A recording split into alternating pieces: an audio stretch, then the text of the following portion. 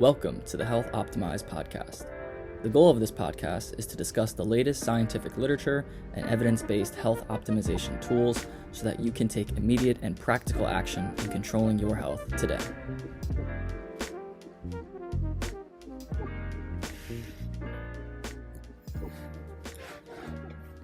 All right, let's get right into it. Started. Dr. Sherman is a full professor of pharmacology and physiology at Georgetown University. He teaches cell and molecular biochemistry as well as nutrition and metabolism to medical and graduate students. Dr. Sherman graduated from Michigan State University with a bachelor's degree in biochemistry and went on to graduate school, first at the University of Texas Southwestern Medical Center in Dallas, and finished his PhD research at Columbia University Medical Center. Dr. Sherman conducted postdoctoral research in molecular neuroendocrinology at the University of Michigan in the Mental Health Research Institute before joining the faculty in the Department of Neuroscience and Behavior at the University of Pittsburgh and moved to the Departments of Physiology and Biophysics and Medicine, Division of Endocrinology and Metabolism at Georgetown University Medical Center. He is fully within the Department of Pharmacology and Physiology at Georgetown for over 25 years. Dr. Sherman's research has primarily focused on the molecular mechanisms of neuropeptide gene expression in the brain and pituitary, and his teaching has focused on the issues of endocrinology and biochemistry of metabolism, on issues of nutrition and food as medicine, and the control of body weight, exercise, appetite, and stress. On top of all of this, Dr. Sherman has a nutrition and food blog, which includes an array of nutritional analysis, commentary, and insight into his exercise as an avid runner, something I recently began to embrace myself over the past few years, and this being the inaugural first episode of the podcast, I'm honored and pleased to welcome Dr. Thomas Sherman. Well, thank you very much. So yeah, I was just really interested in the biochemistry of food and science and all the things that we've been talking about last semester and going on to this semester. On the first day of class, we talked about the history of the food pyramid and diet recommendations and how that's evolved over the time that it's been regulated. What are some things that you have seen throughout that time? You know, probably the biggest change that we've seen over the last, 20, 30 some years is just how involved corporate food production is into the typical meal of the typical American. You know, we have gotten away from cooking and we just eat outside the home more than half the time. And when we eat inside the home, it's typically prepared foods. So that's probably the biggest change that we've seen in the American diet. And that, of course, has lots of downstream events in terms of risks for health and just enjoyment of food that we eat. So that, I would say, that's the biggest thing. Mm-hmm. And is this something that is only seen in American diets, or is this No, pretty consistent throughout the world? No, it really is increasingly throughout the world. I think what is interesting and is somewhat unique to the United States is how small a fraction of our incomes we spend on food. You know, prior to the Second World War, it was unusual for the average family to spend more on food than they did for housing. And now we spend about 14% of our income on food. And half of that we spend at restaurants and the other half for food at home. That's just a shockingly small fraction compared to what the rest of the world does. And especially in the developing world, you know, they'll spend the majority of their income on food. So, you know, and part of it is by design. I mean, and part of the reason is that food is, I would say, artificially inexpensive. And what I mean by that is that subsidies decrease the cost of food because food corporations don't have to pay the full price. They use subsidized oil and gas for their farms. They don't have to pay the environmental costs of their run off into the streams. They don't have to pay the health costs that their processed foods have on the consumers who eat them. And so those so if you take our health bills and our environmental bills and then add it to our food costs, then it probably gives you a more accurate sense of how much our food really costs. Mhm. And I know lots of people are looking into that and how best to fix that. We need a national food bill. We need a national food program. So, and and you're starting to hear calls for it. So we'll see. We'll see. It's a pretty common conception, at least in the general public, that eating healthier is certainly way more expensive than the fast food options, and especially for people that we see in um, more poor communities, they tend to eat out more, eat more fast food just for the sake of the amount of money that they have to spend. And it's true, and it's because it's artificially low. Mhm. And who covers their health bills? Who covers the environmental costs? Mhm. And who covers the health costs of the farm workers? The corporations don't have to do that. So you can find articles on the true cost of food, and it's significantly higher than what we pay. For people in those communities, is there a way to include more healthy food in their diets without breaking the bank too much? Well, I mean, yes and no. I mean, what we're going to talk about that in this course. Certainly, introducing chain grocery stores into neighborhoods that have poor access to food doesn't seem to be the solution. Um, it just means that people buy the same kinds of foods they would normally buy. They just buy them closer to home. And so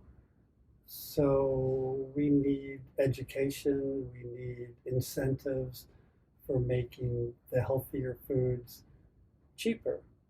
And and what we need to do is tax foods that decrease health and subsidize foods that improve health. And that's one of the things I see as the role of government. Making the healthy choice the easier choice. And if people realize they can save money, that it tastes good, um, then I think more people will do it. But there are structural issues. People don't have time. People commute to jobs. People, you know, sometimes, when you're poor, having somebody else cook your food is one of the few jobs you can offload on somebody else. And so we have to check our privilege at the same time that we are trying to come up with solutions. And so it's a very difficult problem. It is. I like the point that you mentioned about taxing the quote unquote bad foods, and it reminded me of cigarettes in the same regard. Exactly. And that was one of the key determinants in driving down cigarette sales, and then, of course, smoking itself and lung cancer rates and everything It's else. shocking that in 2023, smoking is still one of the number one causes of preventable death. I was at a gas station the other day, and I'm not sure I realized how expensive a pack of cigarettes is. Mm-hmm. I just had no idea. Mm-hmm. And the fact that people still come in and buy those, Right. I just was very surprised. Right. As much as I love a good cocktail or a beer, if they tripled the cost of beer, I just wouldn't drink it anymore. I'm right with you. I just don't understand it. And, Yeah. And part of it is that we just have to get used to the idea that these things are addictive. And that's the reality. Do you think that food itself can be addictive? Yes and no. I think that if you're an addiction researcher and you understand the central nervous system impacts of engaging in either a drug addiction or a gambling addiction or any, it's a dopamine response that it's It's a very characteristic. And you get those same responses because of the pleasure of eating food. Now, does that mean it's addictive, however? I think experts are somewhat torn. And the difference is, and the part that makes it so complicated, is that you don't need to take drugs. You don't need to gamble. You don't, but you have to eat. And so separating out an addictive behavior component from an essential living component just makes it very complicated. So I tend to stay away from the label addiction, but I will acknowledge that corporations spend a lot of effort to make food as tasty as possible so that people keep coming back. And I think you can describe it like that without necessarily invoking addiction. Mm-hmm. Speaking of marketing, big corporations and big food in the role that they play toward our diet, what are some of the things that you've seen in terms of that regard? Well, I think ultra processed foods is the number one issue, and we will talk about that later in the course. But right now, almost 60% of the calories that Americans consume is ultra processed foods, and um, and and those foods are easily overconsumed. We're going to talk about a study conducted by one of my colleagues at NIH, Kevin Hall. And what he did is he brought participants into his clinic and kept them there for a month.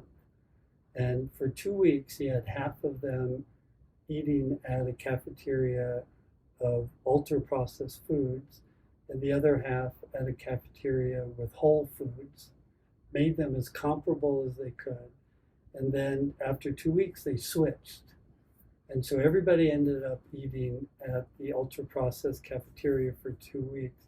And during those 2 weeks, they consumed 500 calories more per day than those at the whole food cafeteria. And they gained weight. And those at the whole food cafeteria lost weight.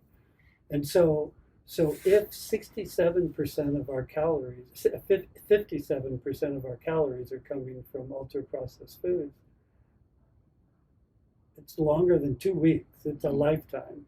And you can understand that we are just over consuming those foods. So that's probably the biggest issue. I think just the fact that we are surrounded by very tasty, inexpensive, easily accessible food that we eat at every occasion, whether or not we're studying or bored or watching television or socializing with our friends or stressed. Those are all occasions to eat. And if you keep a careful food log, it'll be surprising how few times you find yourself eating because you're actually hungry. And so we eat excessively. And I think that just overrides our homeostatic control of body weight, and we gain weight. And so it's a structural issue in the country. There's a term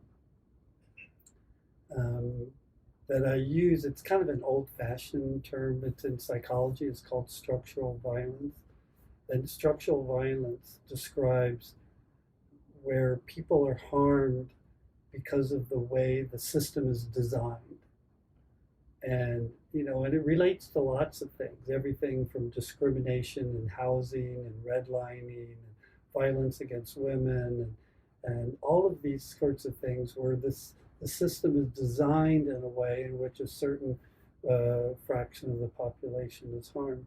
And I think the food system in the United States is exactly that we are allowing food corporations to offload their responsibilities and gain all the profits from this without any responsibility whatsoever. And so I would call that structural violence.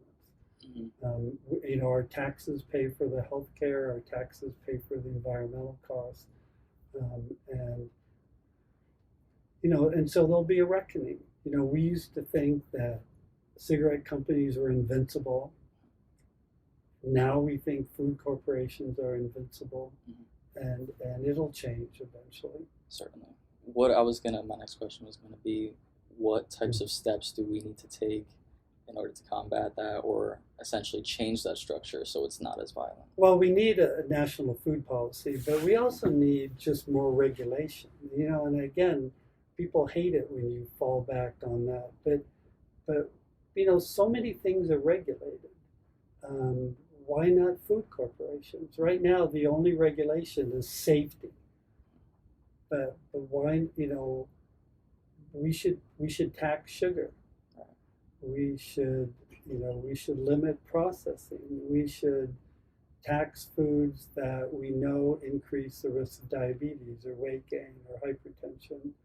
Um, and then takes those taxes to subsidize foods that are just intrinsically more expensive. Fruits and vegetables are always going to be more expensive than commodity crops. And they're just more labile, they're more difficult to transport, and so they're going to be more expensive. And so we need to subsidize them so that people can rationalize reasonably that I can feed my family with healthy foods at a price that's cheaper than some of these other ultra processed foods. Going back to the history of the food pyramid and the stuff that we talked about in our first lecture, there was one pyramid in particular that you enjoy the most, I would say, and that was the Harvard food pyramid.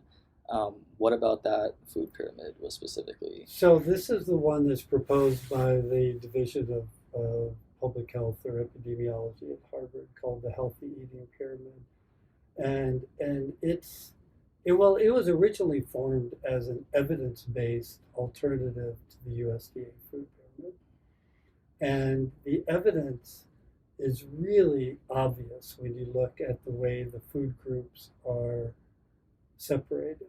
So the base of the pyramid is now exercise and body weight control, and then in terms of foods, the base should represent the foods that we eat the most. So it's going to be whole grains, not processed grains, and it's going to be vegetable oils, and then fruits and vegetables, of course.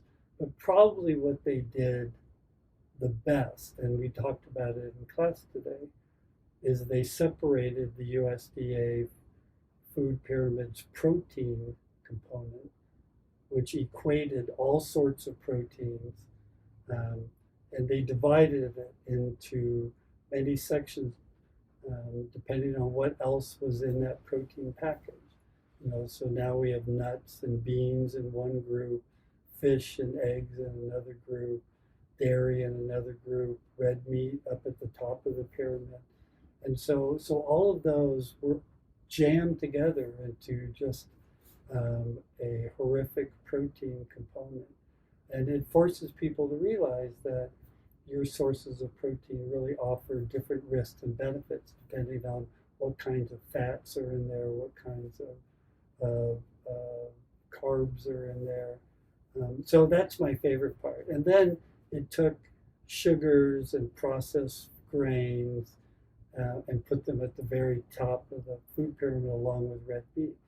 And the evidence would suggest that's where they belong. So I think it's a fairly sustainable, healthy pyramid. Now, do people pay attention to it? Probably not. But I think it offers a good basis for a nutrition course, because then you can, and which is exactly how I use it. I use it as a way of explaining the evidence behind different macronutrients in our diet. Right, and it makes sense because most foods, along with or at least with the exception of a few like chicken breast and things like that nature, they contain all of the They do. nutrients. They do. And it makes sense that you would not just group them based on their macronutrient profiles, like all protein in one category, or like the My Plate that I actually do remember My Plate back from like 4th or 5th grade that was introduced during the Obama administration. You're in that minority, right? Who recognize the My Plate, right? So. But on that My Plate, they grouped protein together, they grouped grains and carbs together. You know, I think the intent of the My Plate has somewhat evolved over the years. And my understanding when it was originally proposed was really portion size. You know, that portion sizes have gotten out of control, and that we really should break up the quartiles of a plate into different food groups, and that when you eat pasta, it shouldn't fill the whole plate. Right. So. Right. That's what I really appreciate about the Harvard food pyramid was at the very base of it, there's weight control and essentially an intake of calories, which I think is the basis of all of it. And it makes sense that it should be included because no matter how healthy of a diet you consume, or the healthy foods versus non-healthy foods, more nutritional foods you eat, if you overeat it, you're going to gain weight. It's true. Although, I mean, that's true. It's absolutely true. But it is more difficult to overeat when you're eating whole foods because of the fiber, because of the just bulk of it. Right. And, you know, honestly, it wasn't that long ago when people sort of thought that the major health advantage offered by vegetables was that they just took up space so that you didn't eat unhealthy foods. And that's just not a good way to think about vegetables, but in a way you can almost understand it. And so there's a study that kind of addresses that. It's called the Diet Fit study, and we'll talk about it later. But it just recognizes that when you eat whole foods, independent of whether or not it's low fat or low carbs, that you'll probably lose weight compared to consuming ultra processed foods. Right, and that makes sense. In terms of the macronutrient profiles, I definitely appreciate the protein package idea. It makes sense that, well, first, would you want to explain the protein package? So idea? It's just protein packaging, or protein as a nutritional package, is essentially arguing that protein comes in different packages that may contain very different fat profiles, very different carbohydrate profiles, very different cholesterol profiles. And so if your intent is to just eat protein, then you can inadvertently be eating unhealthy sources of protein versus healthier sources of protein. And, you know, and at the extremes today, we were talking about healthy packages that contain polyunsaturated fats and things like nuts and beans versus, you know, relatively unhealthy sources like red meat, and then everything in between. And, you know, some of it is based on observation of the risks associated with eating those foods, but some of it we don't completely understand. You know, we don't completely understand why the epidemiology of red meat consumption is as dismal as it is. And we will, but there's certainly, it certainly is a component of our diet we should be eating less of, both for environmental reasons, but for health reasons. Specifically for red meat, there is the practical part of it that you mentioned, as red meat being an indicator of other unhealthy lifestyle factors, and it kind of makes sense in my brain. And when I think of people that would overeat red meat or eat those certain types of foods like hamburgers, steaks, it seems like those are the same people that might be smoking, might include other dangerous lifestyle activities.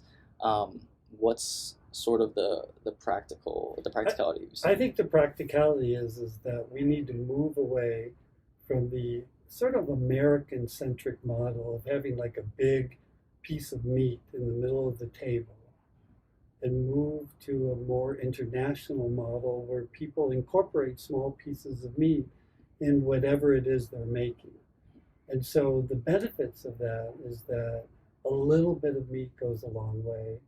And each individual ends up getting the flavor perhaps of the meat or getting the textures, but isn't in fact consuming very much meat.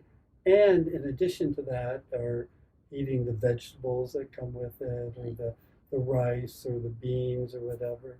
Um, and so there are ways of eating red meat that where the serving size is smaller, the fraction with vegetables is bigger.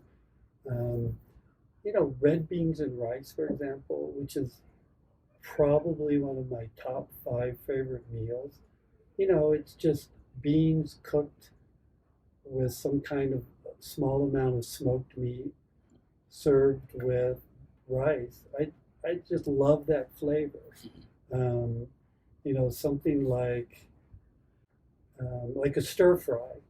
A pork or beef stir fry with lots of vegetables. That's the way I think that's the way we eat meat in my household, but it's the way a lot of people in the world eat meat.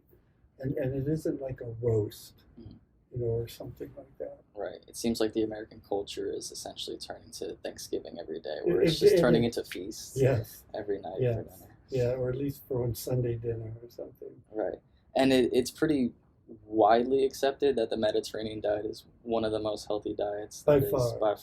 By far. And the U.S. News and World Report, which releases their survey of healthy diets, and they have a very respectable panel of academics, nutritionists, physicians, food writers who sort of vote on different diets for health, for weight loss, for hypertension, for all of these.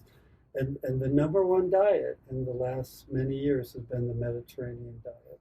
And part of the power of the Mediterranean diet is that it isn't a specific diet, that you can tailor a Mediterranean diet that's recognized by people from any different countries, different ethnic groups, different religious groups, and you can make a diet that contains the kinds of fruits and vegetables and lean meats and fish and oils and dairy that they would recognize. So it's very powerful. And later in the semester, we will look at the Mediterranean diet specifically, and its success in clinical trials and observational studies. What do you think the most important factors of the Mediterranean diet are in terms of its beneficial health aspects? It's a diet it's a diet rich in vegetables, but it's also a diet that recognizes the power of mono and polyunsaturated fats. So olive oil, fish, leafy green vegetables, and with really just sort of a low emphasis on red meats, fatty meats, dairy, certainly sugars. So it's very adaptable. Mm-hmm. Yeah, there's an organization called the Old Ways Corporation, and they sort of specialize in designing Mediterranean diet pyramids, much like the healthy eating pyramid, but for just different ethnic groups. And we'll look at some clinical trials that occurred internationally where they designed different diets and how they really do decrease the risk of premature mortality. Mm-hmm.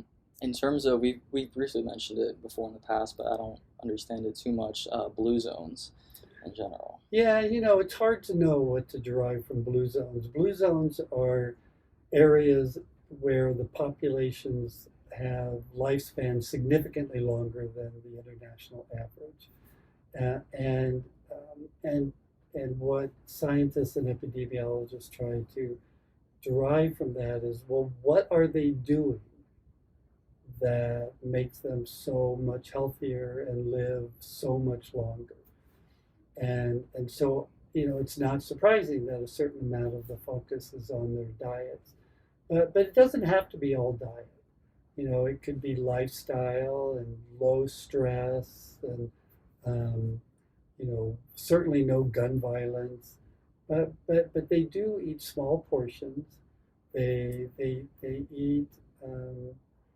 They're physically active, and they eat sort of a Mediterranean style diet, but they do eat small portions. And so many of the preventable causes of premature mortality, like smoking and overweight, they're just low in those populations. So probably the more depressing and somewhat enlightening observational cohort studies have been people who move from blue zones to the West and adopt a Western style diet, and you can just see their health plummeting. Mm-hmm. And it's sad, and it just reflects very poorly on our diets. Yeah, certainly we're doing something wrong. We're doing many things wrong. I agree. One of the blue zones that stuck out to me in particular was Japan, and this is a culture that eats heavy amounts of white rice, noodles, foods that would be considered quote unquote unhealthy or ultra processed here. Um, do you see any dichotomy in relation to that? No, and because again, it's portion size. So proportionately, yes, they eat more white rice, um, but the portion sizes remain very small. And it's the same thing with the French. There's always been this French paradox, and they drink wine and they eat very calorically rich foods and cream and and they say, oh, well, what are they doing? It must be the red wine. Da, da, da. And no, it's they eat smaller portions. They eat very slowly. It's a social occasion. Meals are longer, and I think it's if we wanted to take something from that beyond just eating more vegetables and stuff like that, just eat more slowly and be more mindful of what you're eating, and give your chance a sense to experience satiation without overwhelming it with just more food. And I eat too quickly, and I need to slow down. I have a daughter who eats too quickly. We just need to slow down and give ourselves a chance to realize, okay, I'm full. And I think Europeans and Asians tend to do that. Their diets are changing, unfortunately, but I think there are things we can learn from that. Certainly. One of the newer tools that has kind of struck controversy recently was the food compass from Tufts. What are your thoughts specifically on that? I don't completely understand it. It's an algorithm. It's mostly computer based, and they put in these factors that represent what seems like a reasonable food, and then they just screen foods, and not surprisingly, things pop up that you just wouldn't think are consistent with being healthy food. So I don't really know enough about it, but the authors seem open to feedback. They seem very open to modifying their algorithms to come up with sort of consistent, reasonable, transparent recommendations. So I see it as just early stages, and I don't know how significant it's ultimately going to be, but I think it's just early days yet. Right. My next question was going to be, even if it's perfected, or at least as close to perfected as it can get, as an algorithm can be, do you think it will be a practical and easy to use tool that makes sense for the general public? No, I don't think so. The general public is not very receptive to specific nutrition advice. And it's kind of understandable. And there's actually several other groups. David Katz is working on a group where I forget what he calls it. But it's a way of sort of categorizing a food as to whether or not it should be a healthy component or not of your diet. And what's it called? I forget. But but I don't see the public as being receptive to that. The way I see it is that healthy eating is not a knowing problem. We know what comprises a healthy diet. It's a doing problem. And we just are doing it. And maybe we're doing it because we can't do otherwise. Maybe we commute to our jobs, we can't afford to buy healthy food, we don't have time to cook. There are just many reasons why people can't eat healthy. But sometimes we're not doing it because we're not interested, or we just really enjoy the unhealthy foods that we've become accustomed to. It's one thing to say that around 50% of our calories are consumed outside the home.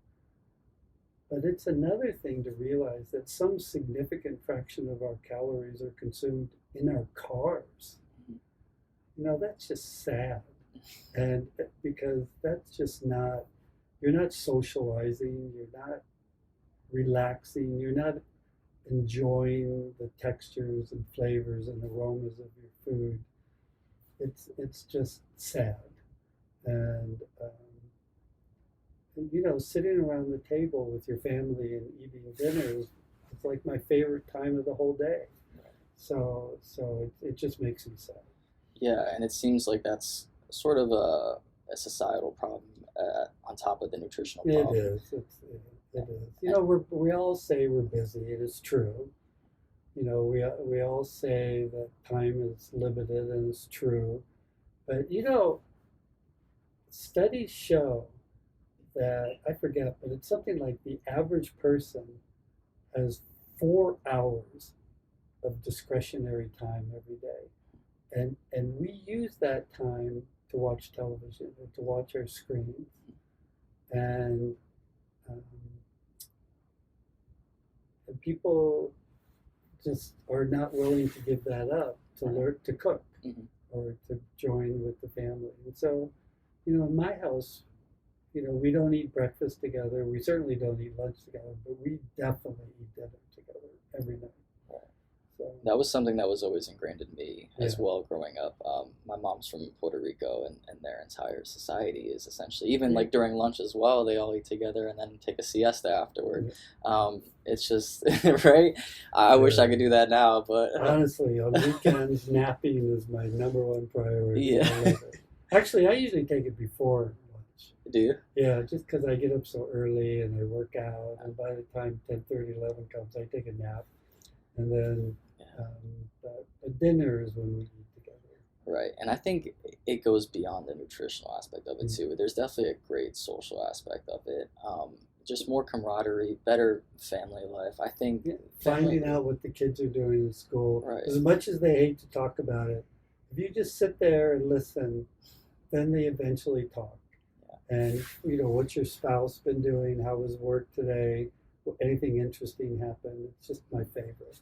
Yeah, so, that's really interesting. Is that something you've learned as you grew up, or is that something you've adopted for the sake of its scientific benefits? I come from a big family. We would eat together. I don't remember it always being harmonious. I have 4 brothers. We were always throwing something at each other. But again, that's just the way big families are. Certainly. So. Yeah, that's something I was really appreciative of my mom kind of instilling that in me. Just like, no matter what, we're always eating dinner together. And even we had some pushbacks too. It's like, oh, I want to eat dinner on the couch or watch TV, or I got things to do. Well, that never happens. And good. That really never happens. Good. Yeah. That's good. No, typically it would be, I've got so much homework, can I eat at my desk? And we'll say, no, you'll be more productive, and it's more time efficient to eat now and then just leave the table and go work. But it's usually homework related. You got some pretty disciplined daughters, because I feel like me and my brothers would, we're going to be playing some baseball or going outside to play. Well, I guess that's true too. But. Yeah. I guess switching gears from that, are there any specific types of foods, diet specifically, that you would recommend? If so, for what kinds of people? I don't spend a lot of time critiquing fad diets. or popular diets. You know, and I maybe I've already mentioned it in class, and that is that for the most part, these fad popular diets are more similar to each other than they are to the typical American diet. You know, whatever the fad is, low carb, low fat, keto, Atkins, South Beach, vegan, whatever, they all ask you to avoid sugar. They all ask you to learn how to cook and avoid processed foods and limit how much you go out to eat and buy prepared foods. And you know, once you do that, you're like 90% of the way towards a reasonable diet. Now, it could be that you've got something goofy, like, you know, don't eat beans or don't avoid gluten, or, you know, or they use buzzwords like anti-inflammatory or cleanse or whatever. But those are just fads, and they come and go. Um, and and you can lose weight on any diet. It just depends on how much you're willing to cut calories and for how long. So what I would rather do is, rather than picking a diet or picking a goal of a certain amount of weight loss, to identify a way of eating that is sustainable, and that's the way you want to spend your life. And it includes the foods you enjoy. It includes the foods that bring you comfort, but just in smaller portion sizes. You know, and if you love pizza or mac and cheese or ice cream or chocolate, then include those in your diet. But but eat smaller portions, and choose how often you eat them based on how much they really should represent a significant part of your diet. My girls love mac and cheese. I make a really good mac and cheese. But you don't fill a whole plate full of mac and cheese. You have a reasonable serving, and you just don't eat it very often. Mm-hmm. You know, and today we discussed how the average American eats 3 hamburgers a week. I would say, and I love hamburgers as much as the next person, but you know, eat them very rarely, but eat a good hamburger. Don't eat some stupid fast food burger, and sort of prioritize your food around things of high quality. And if it's metabolically expensive or environmentally expensive, just don't eat it very often. You know, we don't eat dessert after breakfast and after lunch and after dinner. You eat dessert occasionally. It keeps it special, and you don't overwhelm yourself with calories. So to me, that just strikes me as reasonable.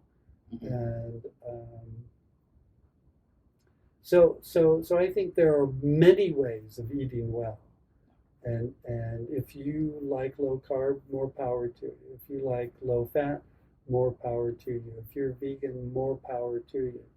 And just um, make it sustainable, and make it the way you eat. I think that makes the most practical sense, and there is the scientific aspect of it, like, oh, this would be good to include these micronutrients, these macronutrient proportions, and this and that. But no matter how perfect a specific diet is, it essentially doesn't matter if the person isn't receptive to eating it.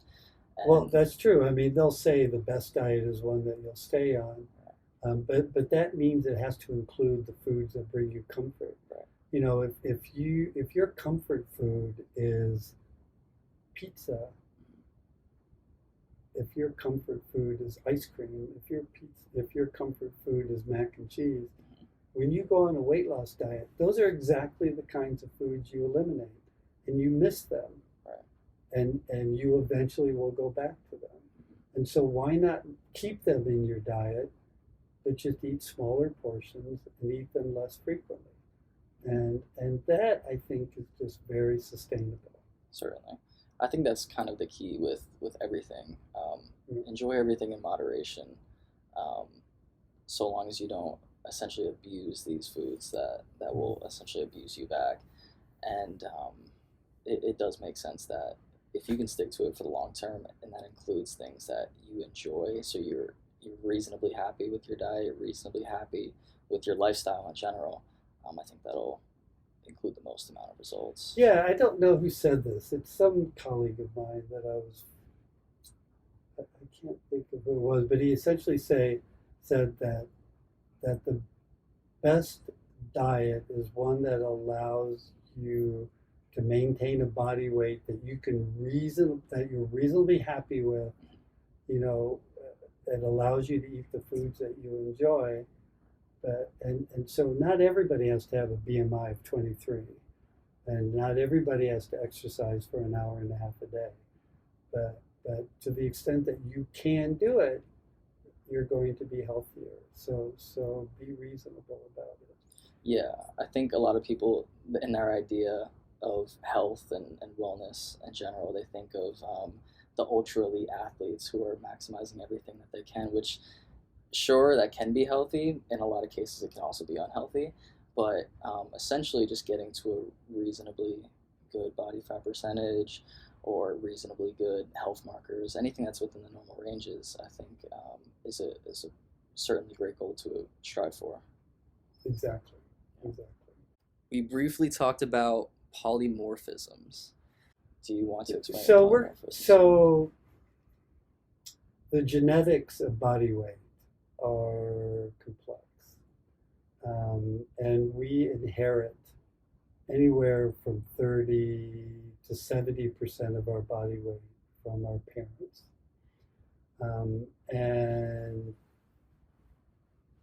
and then beyond that, we part of that is we inherit certain variations in our DNA sequence. And there are just natural variants in our DNA sequence that increase and decrease risks for just many aspects of our health and capabilities. And so included in that are a number of DNA variances or DNA polymorphisms that increase or decrease our risks for weight gain. And honestly, there's been many dozens of polymorphisms that if you inherit those, then you increase your risk of gaining weight. Half a BMI point, one BMI point, it's not clear.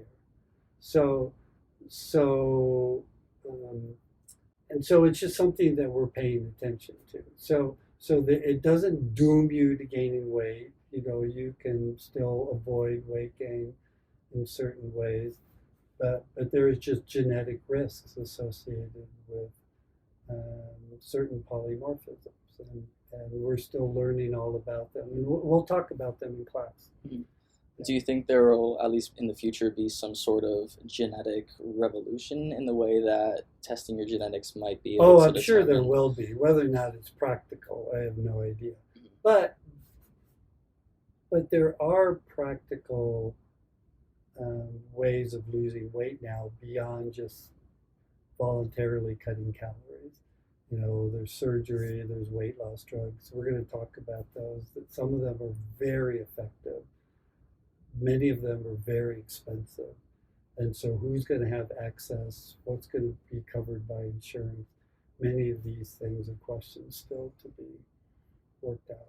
Yeah, there's 23andMe. Have you ever taken? Oh yeah, I've gotten my DNA sequence. Have you? I have a former student who now works at 23andMe, and she offered me a kit, and I took advantage of it because I wanted to find out if I was a fast or slow metabolizer of caffeine or fast or slow metabolizer of alcohol.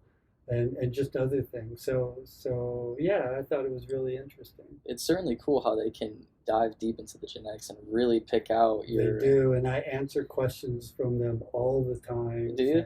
Yeah, I mean, it's just part of an ongoing research. Like, do you observe this? Do you find yourself doing this? Do you, things like that. And it's interesting. So, it's a little intrusive, and I appreciate that. But there's some things I wanted to know. So I'm a slow caffeine metabolizer. So as a result, I sort of decrease my coffee intake a little bit. But we'll talk about that later. Mm-hmm. In terms of, I guess, supplements, Is there anything specifically that you take that help you? No, You don't. no supplements. I'm a coffee drinker. I drink 1 cup of pour over in the morning, 1 or 2 espressos later in the day. Mm. Um, I think it's more beneficial than it is harmful. I think many of the benefits were exaggerated. I think many of the harms are exaggerated. Um, and So coffee, I think, is something you can drink. Alcohol has become a little bit more complicated, but these are all topics we're going to discuss later in the semester. All right. You never use anything other than caffeine to help with running performance? Oh, no. Or no? Actually, caffeine is a fairly effective performance-enhancing drug. It certainly is. It's a very effective performance-enhancing, and I can tell, if I have an espresso before a run, it is very effective and legal. Mm-hmm. But no, I take no supplements, no vitamins, no anything. Mm-hmm. So, Yeah. And we will talk about more of that in the semester as well. Yeah, caffeine was actually such a performance-enhancing drug that it was initially banned by WADA way back in the early 1900s for Olympic Oh, athletes. yeah, now it's not. Now it's not, yeah. Yeah, it is on the NCAA limited list, but the limit is way above the effective dose. So you can still have a very effective dose of caffeine and be well within the limit. It's pretty effective. Yeah, I definitely noticed the difference, and especially because I like to get it done early in the day. Yeah. So when I'm first waking up, it hits hard. So I'm glad I do take it whenever I do. But if I'm running usually in the afternoons, I notice it bleeds over into my sleep quality later at night for sure. Yeah. Anytime after like 4 p.m. I agree. If I'm going to bed at 10 or so, it'll definitely bleed over. Thank you for listening to today's episode. I hope you've learned at least one thing that you have the power to utilize right now in order to better your health. If you enjoyed this episode, please leave a like and write a review on whichever platform you are listening, and we'll see you next time.